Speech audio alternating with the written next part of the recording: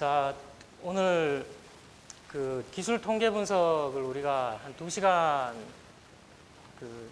2시간째 지금 공부를 하고 있는데, 오늘은 기술 통계 분석의 현상의 요약 부분 중에서 지난 시간에 대표값에 대해서 좀 봤는데, 오늘 주로 다룰 내용은 산포도에 대한 내용입니다. 자, 여기서 좀 봐야 될 내용들이 있기 때문에 여러분 차근차근 좀 보도록 하겠습니다. 자, 산포도는 현상의 변화 정도라고 할 수가 있는데, 자, 우리가 지금 조사를 하거나 통계 방법을 동원해서 어떤 연구 문제를 다뤄보는 이유는 어떤 현상이 변화하느냐. 자, 일단은 현상이 변화하지 않는다 그러면 그건 뭐 그냥 다른 어떤 방법을 통해서 알면 되는 거죠. 그런데 우리가 알고 싶은 거는 조사 대상 사회 현상이 변하는 현상인가, 그거부터 일단 알고 싶어요. 그리고 변화한다 그러면 변화 정도가 어느 정도 되느냐. 자, 이게 굉장히 궁금하다는 거죠. 그래서 그런 변화 여부나 폭은, 대표값은 사실은 알려주지 않죠. 그래서 그 폭과 정도에 대해서, 여부에 대해서 알려주는 우리가 산포도를 좀 알 필요가 있다는 거죠. 그래서 여러 가지가 있지만 그 범위에 대해서 먼저 좀 보도록 하겠습니다. 자, 우리 도입 사례에서 여러분이 이제 조직에 들어갔을 때 연봉을 어느 정도 받느냐가 이제 대기업이나 중소기업, 그 다음에 좀 소기업에 따라서 초임이 좀 다른데, 그게 어떤 집단에 대해서는 4,200만 원부터 2,100만 원까지의 범위를 보이더라. 자, 이걸 계산해 보면 범위가 2,100만 원 정도의 차이가 있다는 거죠.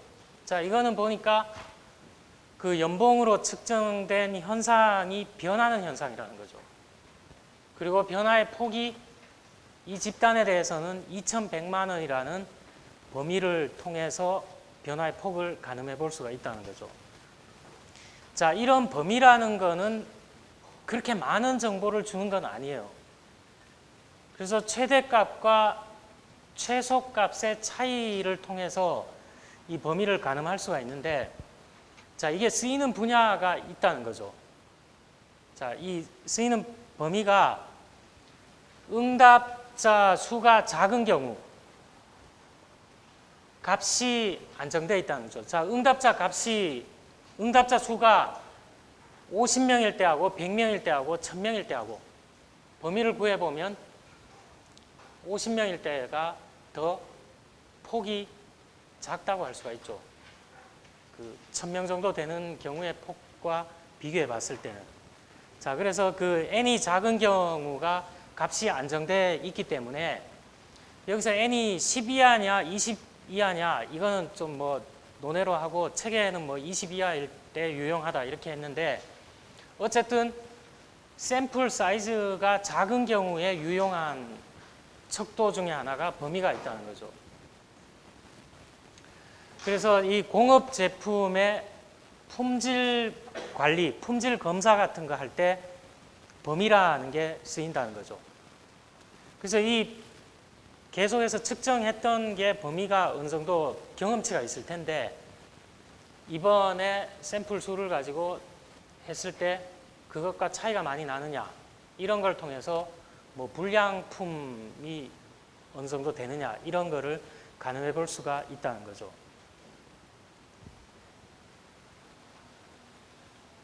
자, 두 번째는 편차 개념이 있습니다.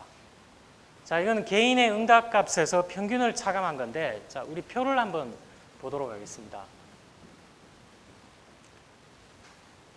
자, 표를 한번 보면, 자, 이거는 범위라는 거를 가지고서 한번 봤을 때는 범위로 해보면 이건 뭔가요? 범위는 이건 0이죠, 0. 자, 그런데 이거는 보니까 범위가 어느 정도 될까요? 이렇게 10명 측정한 거의 범위는 어느 정도 될까요? 최대 응답값이 뭐죠, 여기서? 5고, 최소 응답값이 뭔가요? 2죠. 여기서 범위를 구하면 3이 되겠죠. 자, 그러면 여기 테이블에 보니까 평균값을 구해봤어요. 평균값을 구해보니까 4예요. 그러면 편차라는 건 뭐냐? 자, 여기 1번 응답자부터 10번 응답자까지 있는데 여기 보니까 4, 5, 3 뭐 이렇게 응답을 했는데 평균은 4로 나왔다는 거죠. 자, 이 4는 전체가 아니라 부분 샘플에서 구했기 때문에 이 평균을 우리가 샘플 그 표본 평균이라고 이렇게 할 수가 있죠. 편차는 뭐냐? 자, 1번 응답자는 4라고 응답을 했어요. 그래서 이거를 보통 x1 값이라고 얘기를 하죠. 2번 응답자는 5라고 응답을 했어요. 이거는 x2라고 할 수가 있어요. 그래서 여기 보면 10번 응답자까지 x10까지의 응답 값이 있죠. 편차는 x를 일반화하면 i는 뭐 1번부터 10번까지 응답자라고 할 수 있는데 응답자의 값에서 평균을 차감한 거죠. 자, 이게 이제 편차 개념이에요. 편차는 여기 우리 자료를 봤을 때는 편차가 몇 개 존재할 수 있나요? 편차가 몇 개 존재할 수 있죠? 10개 존재할 수 있죠. 자, 이거 존재할 수 있고 편차 다 나올 수 있죠. 자, 그런데 자, 우리가 보려는 거는 이제 편차를 보는 거죠.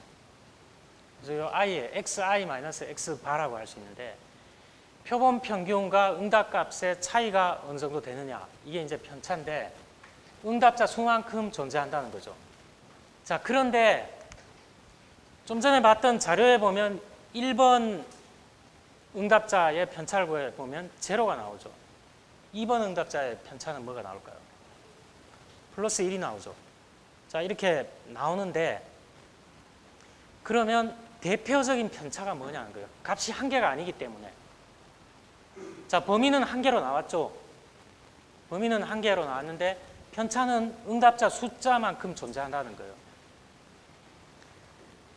그리고 편차 개념, 뭐를 대표적인 편차로 사용해야 되느냐, 이 문제가 있는 거고, 두 번째 문제는 경우에 따라 실제로 존재하는 변화 폭의 크기를 보여주지 못하는 단점이 있죠. 자, 이건 무슨 말이냐? 아까 우리가 봤던 여기 편차를 구해보니까 이건 제로였고, 이거는 1이었고, 이거는 3-4니까 마이너스 1이겠죠. 그래서 그 전체 다 해보지는 않겠지만 이거를 다 더하면 뭐가 나올까요? 다 더하면 0이 나오더라는 거예요. 그럼 편차를 다 더했더니만 0이 나왔는데 그럼 이게 변화가 없는 건가요? 변화가 없는 거는 아니죠. 자, 때에 따라서는 변화가 분명히 있는데 변화 폭의 크기를 극단적으로는 변화가 없다고 결론을 낼 수도 있고, 편차를 다 합계를 하면, 아니면 이거를 전체적인 모습을 제대로 나타내지 못하는 단점이 있을 수가 있다는 거예요. 그래서 이 편차는 결론적으로 삼포도로 쓰기에는 좀 부적절하다는 거죠. 그래서 이 편차를 살짝 응용을 하는 거예요. 자, 여러분, 그 편차를 응용하면 나올 수 있는 게 뭐가 있을까요? 예전에 여러분 분산이라든가 표준편차 계산에 그 계산 어떻게 하는지 알죠? 이거 어떻게 하던가요? 편차를 제곱해서 쓰죠. 제곱을 해서 그 편차의 제곱을 다 합계를 하죠. 합계를 하는 거예요. 그럼 여기서 말하는 건 이거는 제곱하면 0이 되고, 이거는 1이 되고, 이거는 마찬가지로 1이 되고, 이 마이너스 값은 나올 수가 없죠. 그러면은 이게 0이 아니라 어떤 숫자로 나올 수 있다는 거죠. 자, 이렇게 편차 제곱을 다 더해서 우리는 지금 표본에서 구했기 때문에 n-1을 하게 되면 이게 뭔가요? 이게 뭐죠? x라는 변수에 지금 변하는 값이죠. 이게 보니까 4, 5, 3 이렇게 변하는 x라는 변수에 표본에서 구한 표본 분산이 되는 거죠. 자, 분산에 루트를 이렇게 씌워주면 이게 뭐가 되나요? 예, 표본 표준 편차가 되는 거죠. 그래서 이 편차 자체를 산포도로 이용하는 것은 단점이 많아서 부적절한데 이걸 응용을 하면 분산이라든가 표준 편차로 활용을 할 수가 있다는 거죠. 그래서 우리 통계학에서 여러분들이 이제 뒤까지 이렇게 공부를 하고 보면 대부분이 이 편차를 많이 이용해요. 보면 나중에 공부할 회귀 분석이라든가 이런 것도 이 편차 개념을 가지고서 제곱을 하거나 이렇게 응용을 해서 많이 다룬다는 거예요. 자, 이 출발점이 되는 거기 때문에 제가 좀 길게 이렇게 얘기를 한 거예요. 자, 제가 보여준 거를 이 표를 차라리 보여주면 나았을 텐데 자, 이거 분명히 편차가 존재하죠. 존재하는데 다 더해보니까 0이에요. 0인데 이거는 좀 한계가 있으니까 이걸 제곱해보자는 거예요. 제곱해보면 이렇게 의미 있는 숫자들이 나오고 지금 이 상태로는 의미가 있는 건 아니지만 이걸 다 더해보면 14라는 숫자가 나왔어요. 14라는 숫자가 합계가 나왔는데 이거를 표본에서 구했기 때문에 하나를 빼고 9로 나눠준 거죠. n-1 9로 나눠주게 되면 분산 값이 1.55가 나오게 되죠. 우리가 금방 봤던 표에서의 분산을 구해보면 1.55가 나오고 이거에 루트를 씌우면 표준 편차가 나오죠.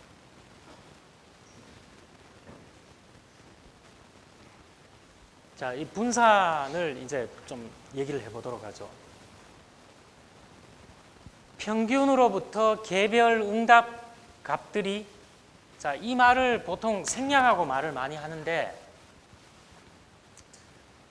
조금 여러분 제가 좀 근본적인 개념 이렇게 얘기하면 좀 딱딱한데 어쨌든 좀 생각을 해볼 필요가 있어요. 이걸 생략하고 일반적으로 말을 하는데 사실은 이 말이 들어가야 이게 정확한 표현이죠. 평균으로부터 개별 응답값들이 평균적으로 얼마나 떨어져 있느냐, 벌어져 있느냐를 요약해주는 도구라는 거예요. 그래서 확률 변수가 여기서 변하는 값들이기 때문에 이 x라는 값들이 변하죠. 어떤 응답자는 4로 대답했고 5로 대답했고 3으로 대답했고 변하는 값이잖아요. 이렇게 변하는 값으로 이루어진 거를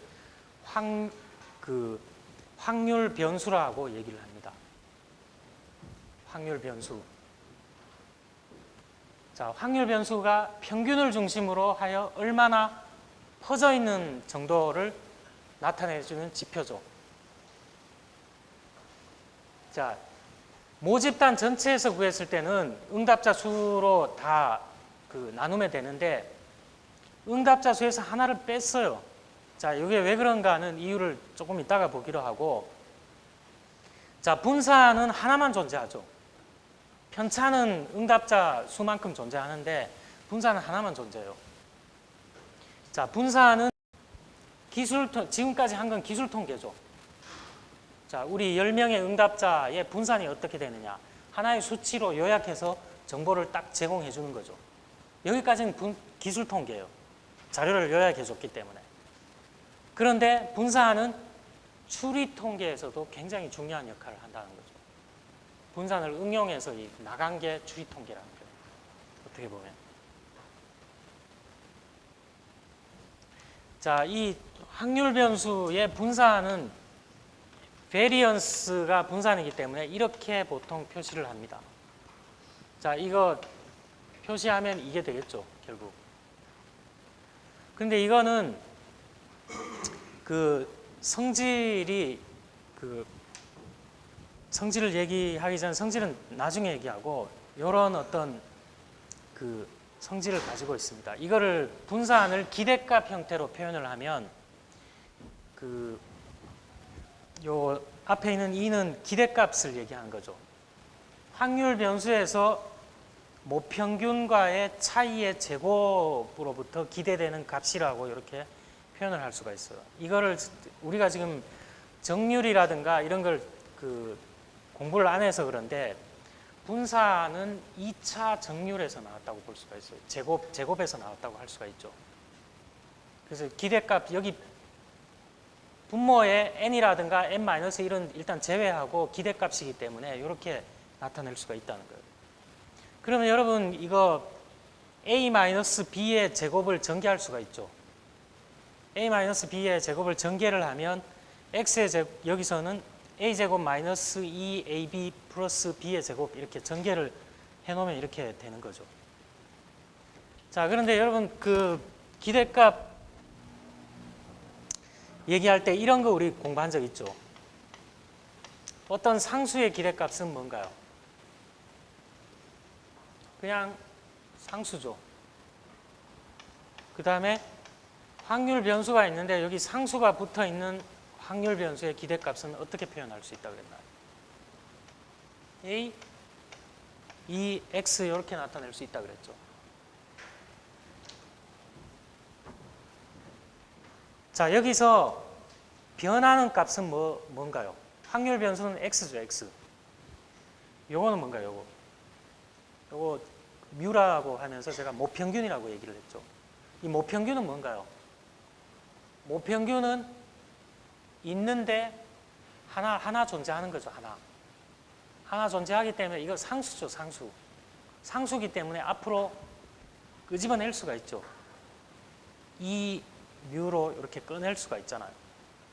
이렇게 꺼냈고 뮤 제곱으로 이렇게 이것도 상수니까 끄집어낸 거죠. 자,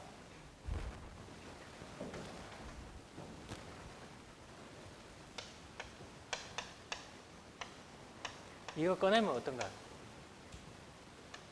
상수니까 그냥 a 제곱으로 나오는 거죠. 이거 꺼내면 어떻게 됩니까? 마찬가지로 u 제곱 상수 이렇게 나오는 거죠. 자, 이렇게 나오기 때문에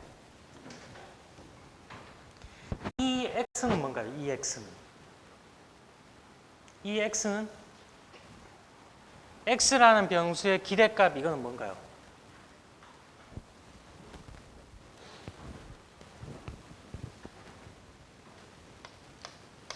x라는 변수의 기대값은 여기서는 우리가 구한 것은 뭐죠? 평균이죠. 평균이잖아요. 그래서 마이너스 2뮤 곱하기 뮤잖아요. 마이너스 2뮤의 제곱이죠. 마이너스 2뮤의 제곱 플러스 뮤의 제곱하면 뭐가 되나요? 이렇게 하면 그냥 뮤의 제곱만 나오는 거죠. 예?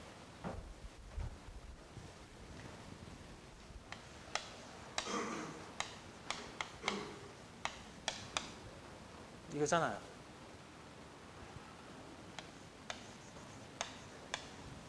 이렇게 되죠. 이게 헷갈리면 마이너스 2a 제곱 마이너스 a 플러스 a 제곱 하면 뭐가 되나요? 마이너스 a 제곱 되잖아요.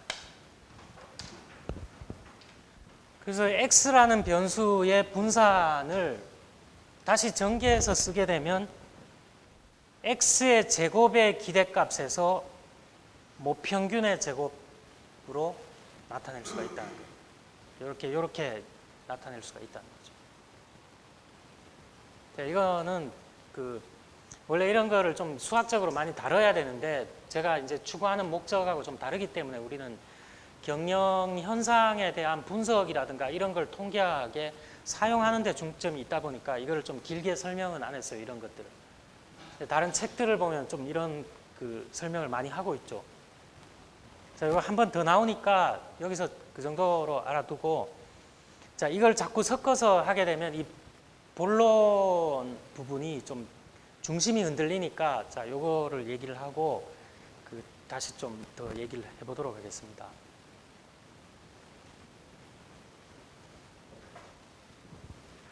자, 표현을 좀 다르게 한다 그랬죠. 모집단 전체에서 구한 분산은 모분산이죠. 근데 대개의 경우는 우리가 표본 조사를 하기 때문에 표본에서 구한 분산을 주로 사용하죠.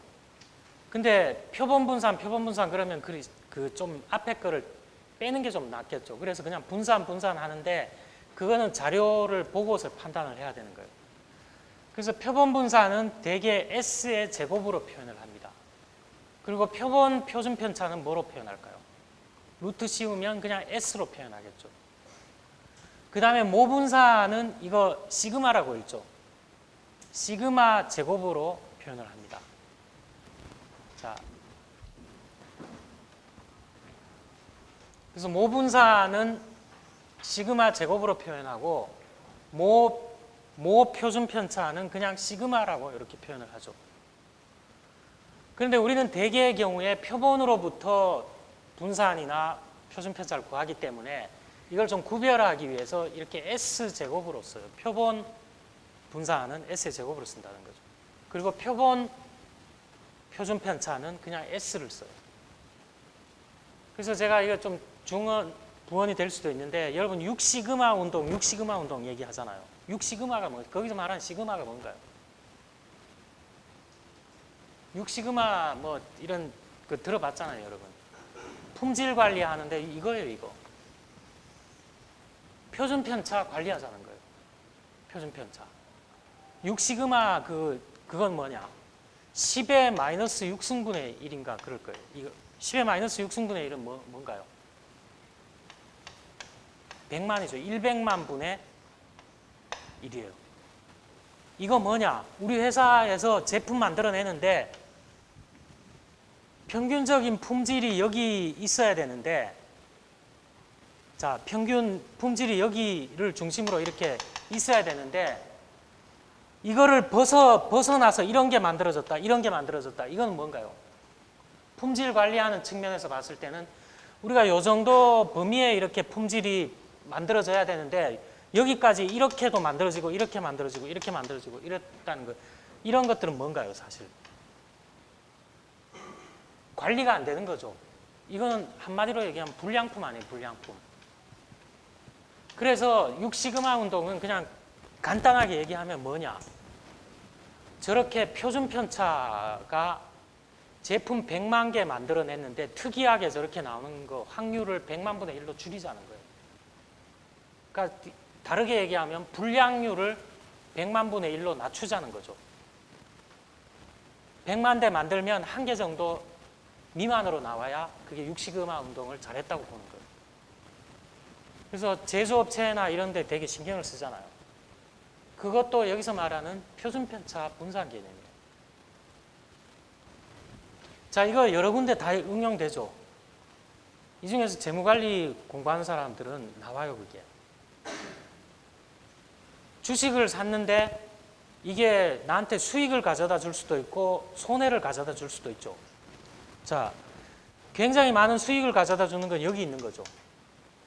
어떤 주식이 이 정도에 퍼져 있다. 평균적으로 퍼져 있다. 그럼 여기 이렇게 가는 것들이 나타나는 거는 손해를 엄청 많이 보는 거고 이쪽에 있는 거는 이득을 엄청 가져다 주는 거죠. 근데 위험 관리 입장에서는 어떤가요? 어떤 주식을 투자를 해서 위험 관리 입장에서는 이런 것들이 나타나게 되면 안 되죠. 이런 것들이 나타나면 굉장히 손해를 많이 보는 거잖아요. 그래서 어느 정도 범위가 되느냐, 이 범위를 위험이라고 그러죠. 위험 내지 불확실성이 존재하는 거잖아요. 자, 이것도 분산이나 표준 편차로 설명을 할 수가 있어요.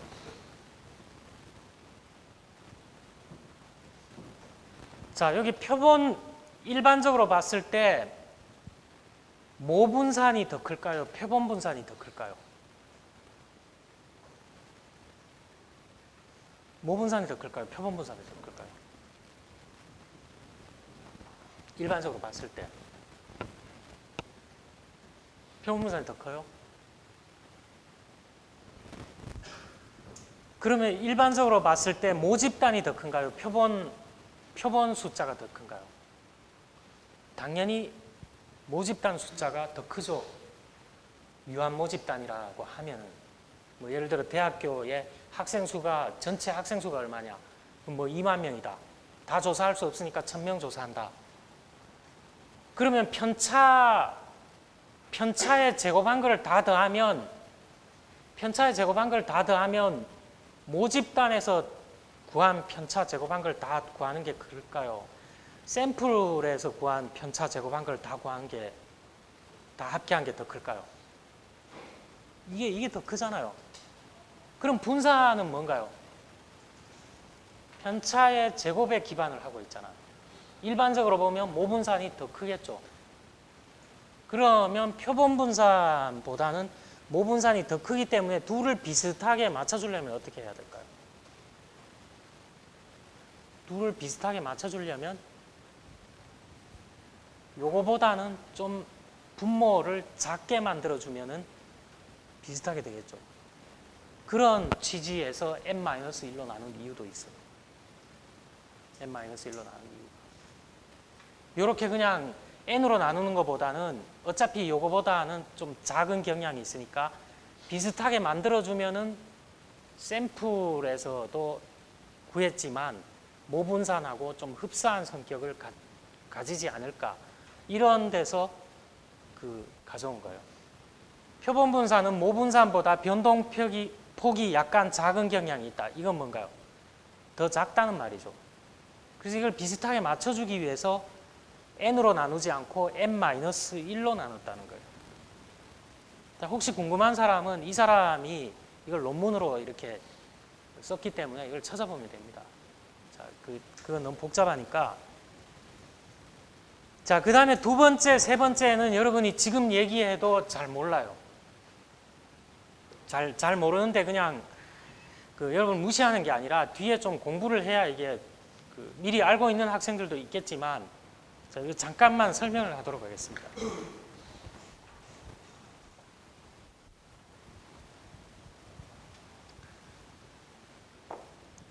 자, 여러분 동전을 던져서 동전의 앞면이 나올 가능성을 x라는 변수로 나타냈어요. 동전 던지면 앞면 나올지 뒷면 나올지 장담 못하죠. 장담 못하잖아요. 제가 예를 하나 들어드리면, 예전에 제가 야구를 좋아해서 야구 시합을 했는데 동점이었어요. 동점. 근데 여러분 토너먼트 있죠. 토너먼트 이렇게 올라가는 거. 토너먼트 있잖아요. 토너먼트는 이 경기를 가끔가다 승패가 안 갈리는 경우가 있죠. 승패가 안 갈리는 경기 있어요. 어제 프로야구 마지막 경기 두 팀이 해서 13회인가 2대2로 동점 나서 그냥 무승부 처리했잖아요. 근데 이런 대회 일정이 정해져 있는 토너먼트는 무승부가 나면 될까요? 안 될까요? 안 되죠. 누구 하나가 올라가야 되잖아요. 이렇게. 한 팀이 올라가야 되잖아요. 그래서 제가 토너먼트 시합에 갔는데 승부가 안 갈리니까 9회는 아니고 6회까지 했는데 승부가 안 갈려서 가위바위보를 했어요. 그래서 우리 팀이 4번 연달아 이겼어요. 근데 어떻게 됐을까요? 결론이 9명 나와서 5, 6, 7, 8, 9 다 졌어요. 그래서 그 게임 졌어요. 우리가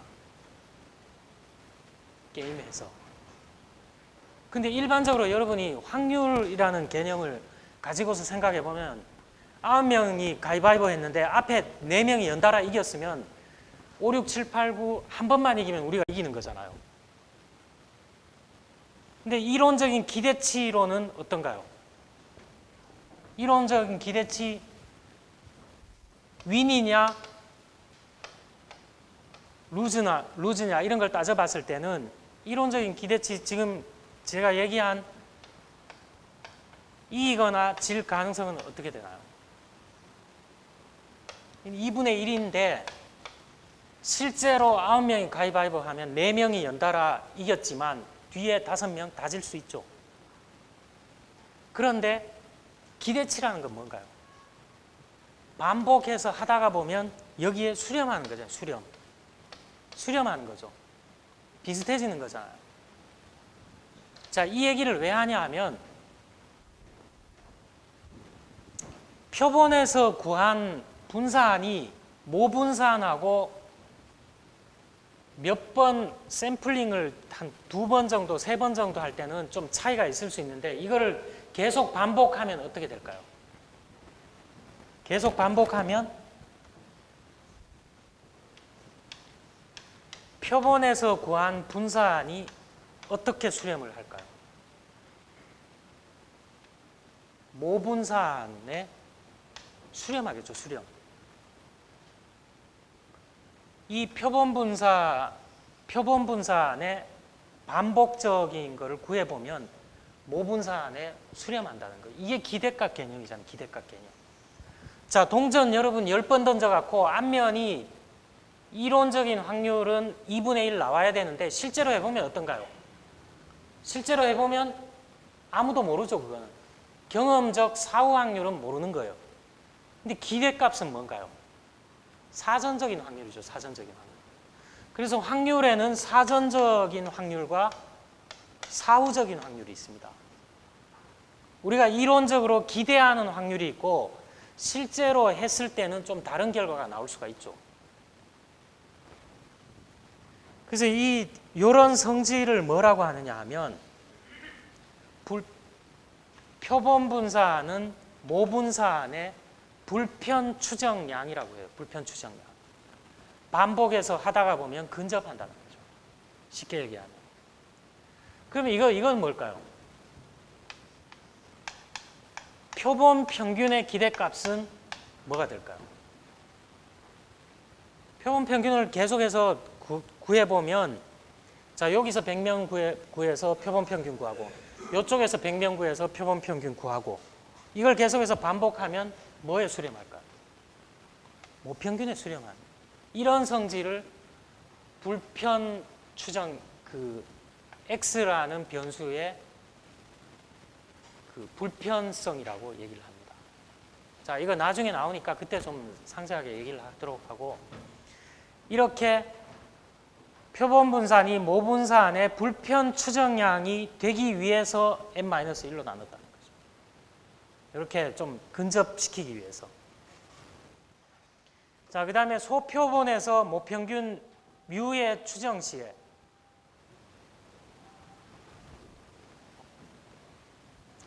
자, 우리가 어떤 자료를 측정하다가 보면 표본을 500개, 1000개 이렇게 그 정도 되면 대표본이라고 그럽니다. 그래서 요거는 논쟁이 좀 있긴 한데 일반적으로 n이 30보다 클 때하고 n이 30보다 작을 때를 이거를 대표본이라 하고 이거를 소표본이라 그럽니다. 근데 이 논쟁이 있다는 건 요즘은 120개, 150개 정도 이상 될 때를 대표본이라고 하는데 과거에 이제 통계를 경험적으로 이렇게 관찰을 해보면 샘플이 30개 정도만 넘어가면 비슷한 결과가 나옵니다. 근데 이게 소표본일 경우가 문제죠. 자, 소표본일 경우에 여기서 구한 확률 변수의 평균을 가지고 모평균이 얼마가 될 거냐 추정하는 거죠. 추정. 자, 이렇게 추측하는 게 통계의 모수 통계죠. 모수 통계. 모수가 어떻게 될 거냐 이 추정하는 게 결국 모수 통계예요. 근데 여기서 이런 소표본에서는 정규분포라든가 이런 걸 사용할 수가 없죠. T분포를 사용하는데 이거를 사용할 수 있기 위해서 이렇게 나누어지는 이유가 있습니다. 자, 세 번째 거는 아직 와닿지가 않는 것 같아요. 두 번째 거는 여러분이 기대값을 공부를 해본 적이 있기 때문에 대충 이제 왜 이렇게 하느냐는 와닿을 것 같은데 세 번째는 상당히 어렵습니다. 나중에 한번 생각을 해보도록 하죠. 자, 분산의 장점은 뭔가요? 현상의 변화 방향과는 상관없다는 게 뭘까요? 변화가 플러스 방향으로 변할지 마이너스 방향으로 변할지 이게 방향이죠. 수에 있어서는 플러스 방향이냐 마이너스 방향이냐. 자, 이거와 상관없는 이유가 뭘까요? 분자에 보니까 편차의 제곱 한 개 들어가죠. 제곱 한 개. 그러니까 이거 방향과 관계없이 현상의 변화 정도 폭이 존재하는 양의 비례에서 분산 크기가 결정되죠. 자, 제곱했다는 것은 뭔가요? 가중치를 준 거하고도 비슷하죠. 이만큼 변화한 것보다는 3만큼 변화한 것 제곱하면 더 커지잖아요. 1만큼 변화한 것보다 2만큼 변화한 게 제곱을 했기 때문에 더 커지죠. 자, 이런 비례에서 분산 크기가 결정된다는 거예요. 현상의 변화폭을 대표적으로 쉽게 파악할 수가 있어요. 단점은 뭐냐? 편차의 제곱으로 표현되기 때문에 실제로 응답이 측정된 단위보다 굉장히 큰 숫자로 표현되죠. 변화가 조금이라도 크면은 제곱을 했기 때문에 더 커지게 보이는 거죠. 자, 그런 어떤 단점이 있을 수가 있습니다. 자, 분산을 좀 구분해 보도록 하겠습니다. 이거 뒤에도 연결돼서 나오는 거기 때문에. 자, 우리가 구한 분산은 총분산이에요. 총분산. 총분산인데, 자, 표본에서 구한 총분산 이렇게 나타냈고, 모집단에서 구한 분산, 이거 다 총분산이에요. 근데 이거는 자세히 보면 두 가지로 분해가 가능합니다. 두 가지로 분해가 가능하다는 것을 얘기하기 위해서 이런 거 책에 이제 그런 예가 있는데, 자, 우리 그 예를 한 2번 정도 써먹은 적이 있는데, 자, 여러분한테 IQ 검사를 한다고 해보죠. IQ 검사를. IQ 검사를 하는데, 자, 일반은 그 전 시간이 뭐 일반 과목 시간이었던 그 수업을 받고 점심 먹고 이제 하는 거예요. IQ 검사를 하는데, 그 2반은 체육 활동을 하고서 앉아서 체육 활동 끝나고 5분 후에 IQ 검사를 했다고 보죠. 그래서 구한 1반과 2반의 IQ 점수를 가지고 분산을 구해봤더니만, 자, 뭔지는 모르겠는데 분산값이 나오겠죠. 1반의 분산값, 2반의 분산값이 나올 텐데, 자, 2반은 어떤 요인들이 작용할 수가 있죠. 자, 여러분이 일반적으로 체육을 하고서 앉아서 어떤 검사지를 푸는 거하고 체육 활동을 안 하고서 검사지를 푼 거하고 어떤 게 전반적으로 점수가 높게 나올까요? 되게 땀을 흘리고 와서 5분 만에 그 검사지 든 사람보다는 앞반이 더 점수가 잘 나올 가능성이 있죠. 그러면 여기 체육 활동을 하고서 땀을 흘리고서 했다는 것은 이게 뭔가요? 실제로는 1반과 2반의 변화폭을 제대로 설명해 주지 못하는 어떤 다른 원인이 들어간 거죠. 자, 이런 분산을 비체계적 분산이라고 합니다. 비체계적 분산. 자, 실제 1반과 2반의 IQ 점수 차이의 변화 정도를 나타내주는 그거는 동일한 조건이었다 그러면 분산을 비교해 볼 수가 있겠죠. 자, 그런 거는 체계적 분산이라고 얘기를 합니다.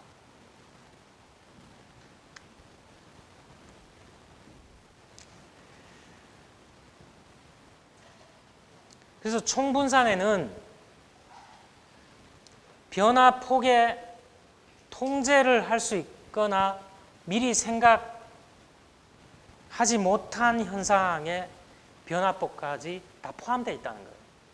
분산에는. 그래서 그 통제하지 못한 어떤 제3의 원인에 의해서 발생하는 분산은 비체계적 분산이라고 한다는 거예요. 그래서 이 말은 다른 말로 하면 예를 든 거를 가지고서 생각을 해보면 1반과 2반은 집단이 다르죠. 1반과 2반은 집단이 달라요. 그래서 거기서 발생하는 분산은 집단 간 분산이라고 그러죠.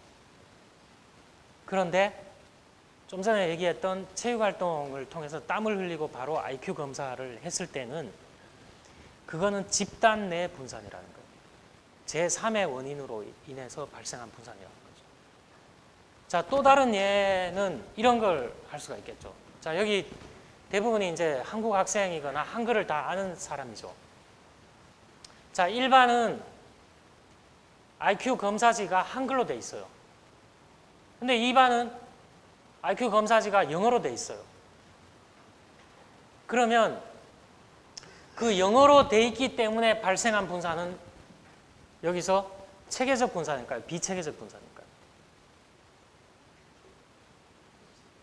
비체계적 분산. 제3의 원인 때문에 분산에 영향을 준 거죠. 그거는 비체계적 분산이에요. 여기 세 가지는 같은 말이에요. 밑에 있는 세 가지는 비체계적 분산의 다른 이름이에요. 비체계적 분산, 다른 이름, 요 세 가지 이름은 같겠죠, 그러니까. 자, 실험 연구하는데 이것도 예를 많이 들었는데, 실제로 내가 신약을 투입한 집단은 뭘까요?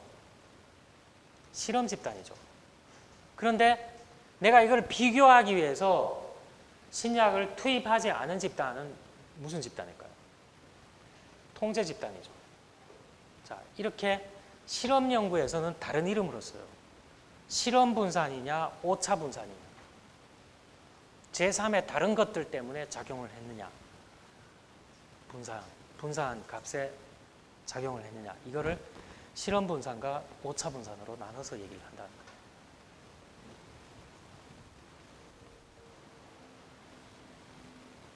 자, 이제 분산과 관련해서 공분산을 좀 보도록 하겠습니다. 자, 우리가 지금까지 본 거는 확률 변수가 X라는 하나만 본 거죠. 하나만 봤잖아요. 하나만 봤는데 사회 현상은 변하는 현상인가 아닌가와 관련해서 하나의 현상만 보는 게 아니라 대개의 경우는 관계를 많이 보죠. 관계를 많이 보잖아요. 자, 제가 키하고 몸무게가 상관관계가 있느냐 이런 걸 좀 보고 싶어요. 상관관계를 보고 싶은데 키라는 변수를 X로 놓고 몸무게라는 변수를 Y로 봤어요. Y로 봤는데, 자, 이것도 마찬가지로 편차를 생각할 수가 있겠죠. X라는 변수의 편차 생각할 수 있죠. 그 다음에 Y라는 몸무게라는 변수의 편차를 우리가 생각해 볼 수가 있죠. 자, Y라는 변수의 편차는 어떻게 나타낼 수가 있나요? Y, 정확하게 위해서 Yj 마이너스 Y의 표본 평균 이렇게 생각해 볼 수가 있죠. 두 개의 변수의 편차를 각각 생각해 볼 수가 있잖아요. 이 공분산은 뭐냐 하면 이걸 각각 제곱하는 게 아니라 두 개를 곱해서 이거를 다 합계를 낸 거예요. 합계를.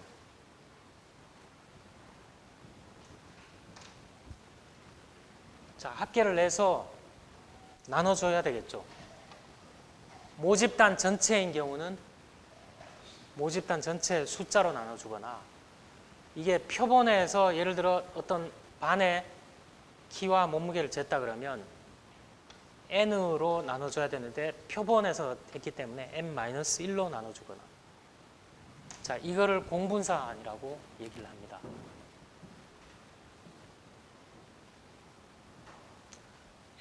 X라는 변수의 편차를 구한 거와 Y라는 변수의 편차를 구한 거를 두 개를 곱해서 모집단인 경우는 모집단 크기로 나눠주고, 표본인 경우는 표본 숫자에서 마이너스 1을 해서 나타낸 거를 공분산이라고 얘기를 합니다.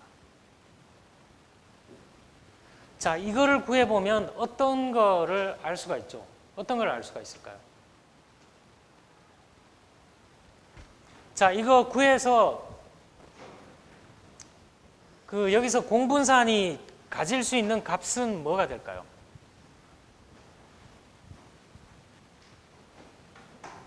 자, 요거 가지고 한번 해보죠. 자, 이 값이 가질 수 있는 가능성을, 우리는 정확한 숫자는 모르지만 뭔가가 나오겠죠. 이걸 계산하면 뭔가 값이 나오겠죠. 근데 값이 나올 가능성을 한번 따져보자는 거예요. 이거 0 나올 수 있나요? 없나요? 0. 이론적으로 0 나올 수 있나요? 없나요? 0 나올 수 있죠. 요게 하나가 0이 나와버리면 다 0이 나오는 거고, 이쪽이 0이 나오면 다 0이 나오는 거죠. 이거는 뭐 샘플 수니까 0이 나올 수는 없는 거고, 이게 0이 나오거나 이게 0이 나오거나 아니면 둘 다 0이 나오거나 0이 나올 수 있죠. 자, 0이 나올 수 있고 플러스 값 나올 수 있나요? 없나요? 플러스 값. 플러스 값 나오게 하려면 저기 괄호 안이 어떻게 돼야 될까요? 뭐 어떻게 하면 나오겠죠, 플러스 값이. 마이너스 값 나올 수 있나요? 없나요? 마이너스 값 나올 수 있죠. 나올 수 있잖아요. 마이너스 값도 뭐 어떻게 하면 나올 수 있는데, 자, 여기 저 값이 플러스로 나오게 하려면 이게 경우의 수가 좀 나눠지죠. 어떻게 해야 되나요? 두 개 다 플러스이거나 두 개 다 마이너스이거나 이러면 플러스 값이 나오겠죠. 자, 이 마이너스 값 나오게 하려면 어떻게 해야 될까요? 두 개의 값이 짝짝이어야 되겠죠. 짝짝. 이렇게. 그러면 우리가 여기서 유추를 할 수 있는 게, 해석을 할 수 있는 게 뭔가요? 두 확률 변수가 같은 방향으로 변하면, 같은 방향으로 변하는 거죠. 얘는 마이너스 방향으로 변하면 이것도 마이너스 방향으로 변해야만 이게 플러스 값이 나오는 거잖아요. 그래서 두 확률 변수가 같은 방향으로 변하는 현상이면 공분사는 0보다 큰 값이 나오겠죠. 이거는 어떤 걸 얘기를 해주는 건가요? 두 현상이 다른 방향으로 움직이게 되면 마이너스 값이 나온다는 거예요. 공분산 값이. 자, 이거 굉장히 큰 발견이죠, 이거. 뭔가를 제시해 주죠, 이거. 자, 우리 안타깝게도 통계학에서는 더 보여줄 수도 있는데 여기까지만 얘기를 하겠습니다. 재무관리 같은 데 응용돼서 나옵니다, 이게. 재무관리 시간에. 그래서 공분사는 두 변수가 같은 방향으로 움직일 때는 플러스 값이 나오고 반대 방향으로 움직일 때는 마이너스 값이 나오고, 어떤 변수가 마이너스 값을, 0의 값을 가지면 제로 값도 나올 수가 있다는 거예요. 자, 이걸 응용을 하는데, 자, 분산과 공분산의 중요성이 뭐냐? 현상의 변화폭 혹은 현상들 간의 관계를 요약해 주죠. 자, 여러분 여기 그냥 읽으면 무심코 지나갈 수가 있는데, 요 앞에 거는 뭐를 얘기하는 건가요? 요 앞에 거는 현상의 변화폭을 요약해 주는 건 뭔가요? 현상의 변화폭을 요약해 주는 거는 분산이죠, 분산. 공분산은 현상의 변화폭을 얘기해 주나요? 어느 정도 얘기를 해주는 건가요? 못 해주는 건가요? 공분산은 변화폭을 얘기하는 것보다는 다른 의미를 가지고 있죠. 뭘 가지고 있나요? 공분산은 이거 뒷부분이에요, 뒷부분. 현상들 간의 관계를 요약해 준 거죠. 둘이 같은 방향으로 변하느냐, 다른 방향으로 변하느냐, 이걸 얘기해 줍니다. 이 뒷부분은 공분산에 대한 얘기예요. 현상들 간의 관계, 현상들 이러면 뭔가요?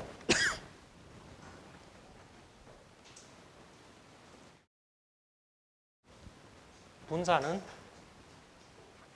어떤 현상 하나만 본 거잖아요. 현상들 그러면 공분사는 벌써.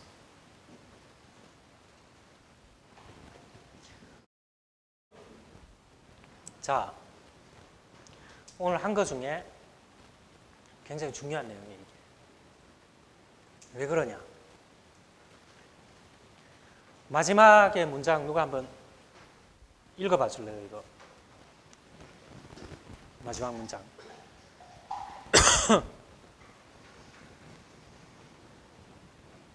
여러분 마지막 문장 이렇게 함부로 이런 말을 쓸 수 있나요? 나는 너한테 척추 같은 친구가 돼줄게. 이런 말을 함부로 할 수 있나요? 그 어마어마한 말이죠.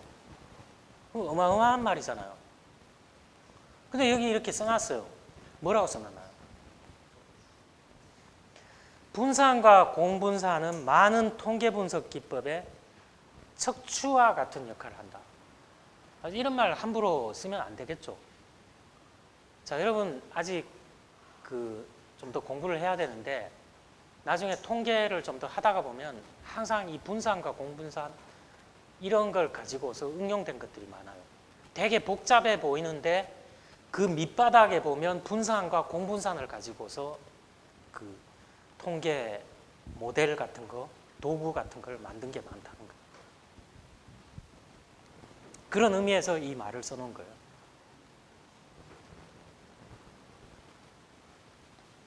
자, 표준 편차는 우리가 그냥 루트 씌웠다고 이렇게 얘기를 표현을 하는데 제곱근을 적용해서 얻어지는 수라고 그랬는데, 자, 분산의 장점을 그대로 보유하면서 표준 편차는 여러분 어떻던가요? 플러스 마이너스 있죠? 플러스 마이너스 있잖아요. 부호가 있죠. 그래서 측정 단위와 동일한 단위로 표현된 변화폭 설명 도구라는 거예요. 표준 편차 구해보면 자료에 따라서 마이너스 값 나오는 것도 있고 플러스 값 나오는 것도 있어요. 그래서 요거는 그런 의미를 가지고 있습니다. 자, 기타 외도와 첨도는 우리가 5장 얘기할 때 제가 같이 설명을 했어요. 그 외도 첨도는 그 7장에서 한 번 더 좀 보도록 하겠습니다. 자, 조금만 더 얘기를 좀 해보면, 자, 분산과 표준 편차 유용성, 야, 분산하고 공분산 뭐 척추 같다 그랬는데 그 얘기가 별로 없네. 그래서 이걸 어디서 좀 가져와 봤습니다. 좀 쉽게 이렇게 써놓은 거예요. 하나씩 체크해 보면 됩니다. 분산은 평균으로부터의 편차값을 이용해서 계산되므로 평균값과는 독립적으로 계산이 된다. 이 말에 동의하나요? 자, 뿌리는 평균하고 차이로부터 가져왔지만 평균값과는 독립적으로 계산된다는 거예요. 자, 이거는 좀 부분적으로 그냥 인정하면 될 것 같아요. 너무 이렇게 따지면 너무 따지다 보면 또 본질을 흐려버릴 수 있으니까. 자, 미분이 가능한 점 수학적으로 여러분 혹시 문과 나온 학생들은 이거 공부를 했는지 제가 잘 모르겠는데 분산, 자, 2차식으로 돼 있죠. 2차식으로. 이거 미분할 수 있죠. 자, 구체적으로 어떻게 하느냐는 잘 사용을 하지 않아서 까먹었지만 저도 이거 미분하고 그랬는데 옛날에는, 자, 지금 구체적으로 어떻게 하는지 좀 까먹었는데 미분할 수 있죠. 자, 여러분 미분, 적분 뭐 기억은 안 나지만 미분, 적분이 발견돼서 할 수 있는 것들이 굉장히 많아졌죠. 굉장히 많잖아요. 미분, 적분이 가능하냐에 따라서. 적분은 뭔가요? 적분. 여기서부터 여기까지 면적 구하는 거 적분이죠.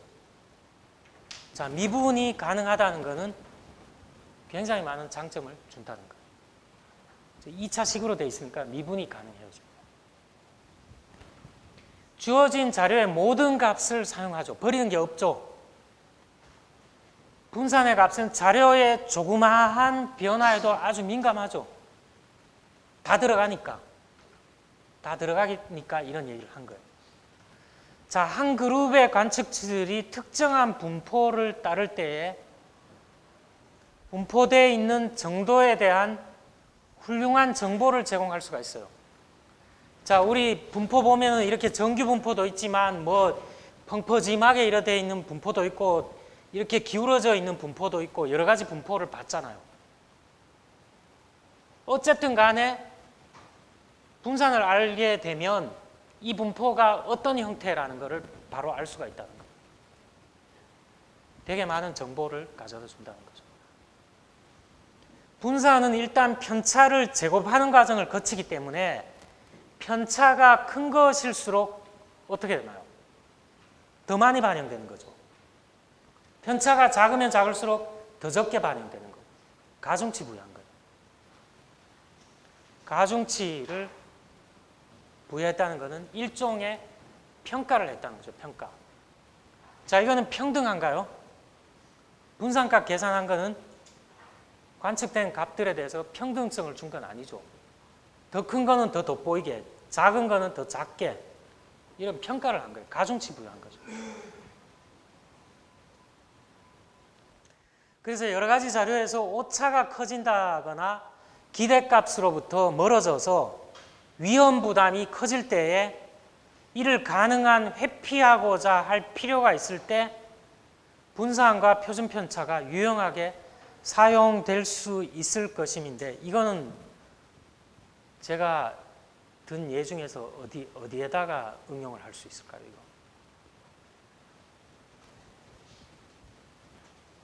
위험 부담이 커질 때에 위험 회피하고자 하는 행동, 이거 뭘까요?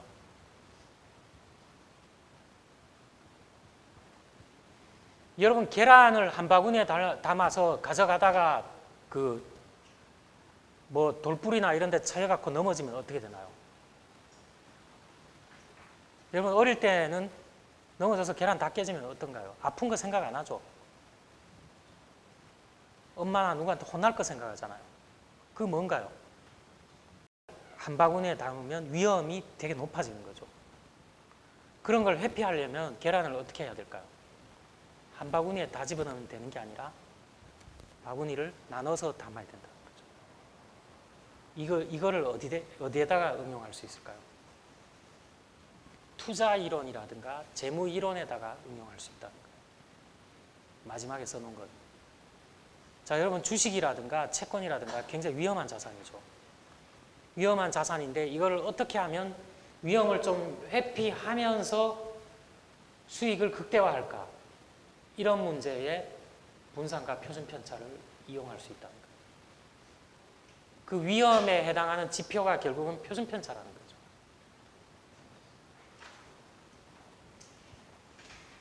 자, 여기 실행하는 거는 나중에 저하고 실습실에서 해볼 수가 있습니다. 자, 이런 자료를 가지고 해볼 수가 있다는 게 아니라 해볼 거예요. 자, 해볼 수가 있고, 자, 요 기술 통계 분석을 이제 다 했어요. 다 했는데 다음에 이제 나오는 추리 통계 분석하고의 관계가 어떻게 되냐? 이거는 이제 여러분 여러 번 봤죠? 여러 번 봐서 한번 읽어보세요. 이거 반복이에요. 반복. 자, 이 중에서 기술 통계 분석이 나는 뭔지 모르겠다 하는 사람 있나요? 테크니컬 아니라 그랬죠. 디스크립티브라 그랬죠. 디스크립티브. 디스크라이브 해봐라. 자료를 요약하고 설명해봐라. 간단히 나타내봐라. 입안의 평균이 얼마 되느냐, 표준 편차가 얼마 되느냐, 분산이 얼마 되느냐, 범위가 얼마 되느냐, 자료를 상당히 요약해서 설명해 주는 거잖아요.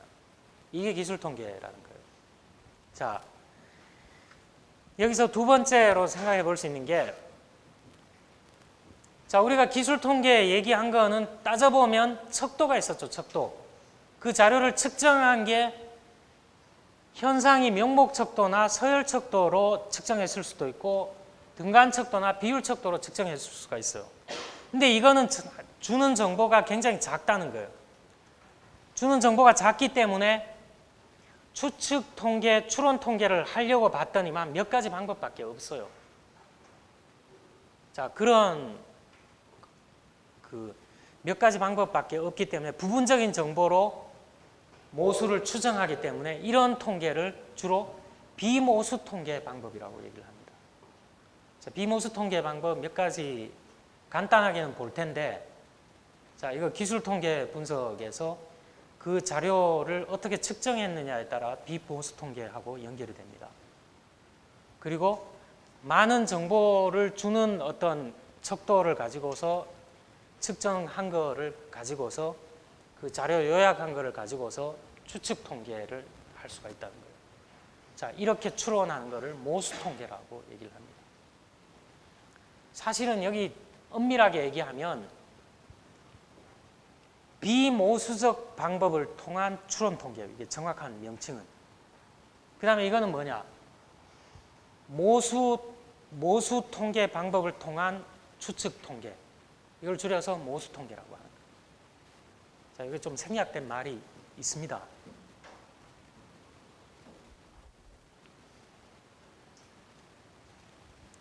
자, 단일별량 통계 분석이냐, 다별량 통계 분석이냐. 하나의 변수를 대상으로 하는 통계 분석, 주로 뭔가요? 기술 통계 분석이죠. 평균 구하고, 범위 구하고, 표준 편차 구하고, 다 뭔가요? 하나의 변수를 가지고 하는 거잖아요.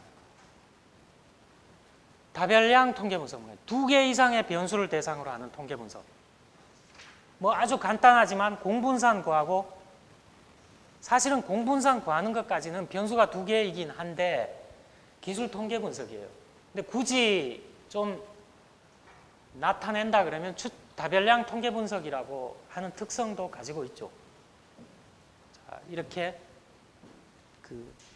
추리 통계 분석은 대개의 경우에 현상과 현상 간의 관계 분석에 중점을 두기 때문에 추리 통계 분석은 대개의 경우에 다별량 통계 분석이라고 할 수가 있습니다. 자, 이걸 한번 표로 나타내 보면, 여러분 기술 통계 분석에 이런 거 해봤죠? 빈도 분석. 뭐 히스토그램이 어떻고, 막대 그래프가 어떻고, 원도표가 어떻고 해봤어요. 대표값 구하는 거 해봤죠. 산포도 봤죠. 범위, 표준 편차, 분산, 뭐 이런 거. 자, 이거는 다 기술 통계예요. 자, 우리가 해보지 않은 것 중에 요인 분석, 신뢰성 분석이 있는데, 이거는 신뢰성 분석은 하지 않습니다. 하지 않는데 나중에 이거 통계에서 중요한 부분이에요. 이거 다 기술 통계 분석이에요. 자, 추측 통계 분석에는 모수 통계와 비모수 통계 방법인데 이거는 기억하지 마세요, 여러분. 이거 기억하지 마세요. 자, 모수 통계 중에 샘플에서 구한 평균, 표본 평균이 모집단 전체에서 구한 모평균을 어느 정도 예측하느냐, 이거 단일 평균 검정입니다. 이거는 모수 통계예요. 그리고 우리 앞으로 할 것들이 이거예요. 이거. 분산 분석, 상관관계 분석, 회귀 분석. 이거 언제 하느냐? 9장, 10장, 11장에서 합니다. 이거 후반부에 하게 되겠죠. 비모수 통계 중에서 이거는 생략하고 이건 언제 하느냐? 요거는 상관관계 분석이 책에 지금 9장에 있나요? 9장에서 다룹니다. 이거. 자. 그래서 등간 비율 척도로 측정된 경우에 대부분은 모수 통계에 속해요. 자, 중앙값, 최빈값 이런 거 비모수 통계에 속하죠. 왜 비모수 통계에 속할까요? 중앙값, 최빈값이. 최빈값은 어떤 척도로 구한 자료에서 의미가 있었다 그랬죠? 최빈값은 명목 척도로 구한 자료에서 의미가 있었죠. 그 다음에 중앙값은 서열척도로 구한 자료에서 의미가 있었죠. 그렇기 때문에 비모수 통계에 속한다고 볼 수가 있습니다. 자, 이렇게 해서 기술 통계 분석 자료를 설명하고 요약하는 것을 좀 다뤄봤습니다. 혹시 여기까지 좀 궁금한 사항 있나요?